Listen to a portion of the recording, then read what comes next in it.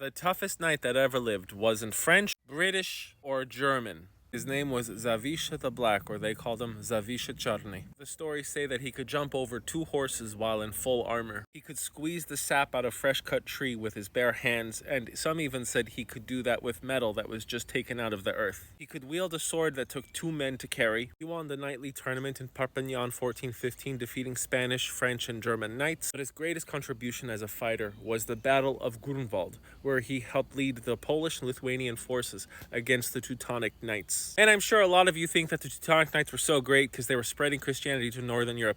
Nah, man, they were horrendous butchers. This battle took place in 1410 because the Teutonic Knights wanted to conquer Eastern Europe. They accused Poland of still being a pagan country, even though they Christianized 400 years before in 966 AD. They were already an extremely deeply Catholic country. Christian, my mistake, there were no Catholics back then. It was Zawisha who took down German knight after German knight, scaring and then eliminating a lot of their commanders. And he did the same thing on a smaller scale 10 years later at the Battle of Golub-Dobrzyń. But he wasn't just a fighter, he was also known for being a great diplomat for the Polish King Jagiello at the time, towards France, Spain, Lithuania, even the Teutonic Knights that he helped defeat. Sadly, he met his end in Serbia facing the Ottomans during the siege of Golubac. It was a disastrous campaign led by the King of Luxembourg, who offered him a boat in order to retreat from the battle, and Zawisha said, "There is no boat big enough to lift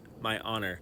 And the story goes, he charged into the hordes of the Ottoman fighters. Zawisha the Black was the purest example of the fighting spirit of the Polish and the determination that this empire had of being the shield of Europe. During the Polish War against the Teutonic Knights, the Poles were the shield of all of Eastern Europe against the Germans. And if they did not secure the victories against the Teutonic Knights, for all we know, a lot of Eastern Europe would have been speaking German. 200 years before that, Poland was the shield for Western Europe against the Mongols and Tatars, who destroyed a lot of what Poland was. But because of the Polish alliance with the Teutonic Knights, the French, and whoever else they could get, the Polish led the charge in repelling the Mongols that came. And most importantly, 200 years after the Battle of Grunwald, after the Polish also faced off a war against Prussia, Sweden, and Russia, which left them quite bloodied, but still strong, they became the shield of Europe once again in repelling the southern invasion of the Ottoman Turks. By 1682, the Ottoman invasion made it all the way up to Vienna,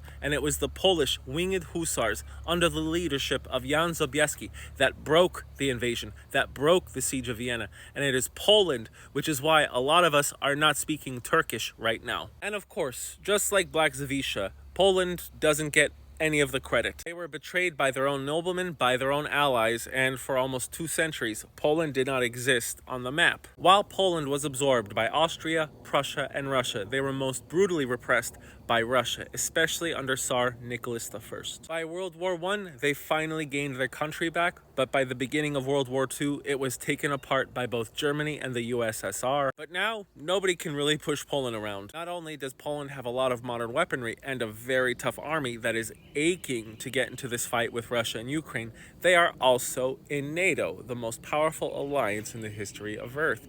If anyone sets a foot in Poland in a warlike manner, they are going to war with all of Europe and the United States, with Poland leading the charge. My name is the Geo Hussar. I'm not Polish, but I am very into history. I am very into acts of courageous people, and I'm even more into defiant stances against evil by strong and noble countries. Thanks for watching.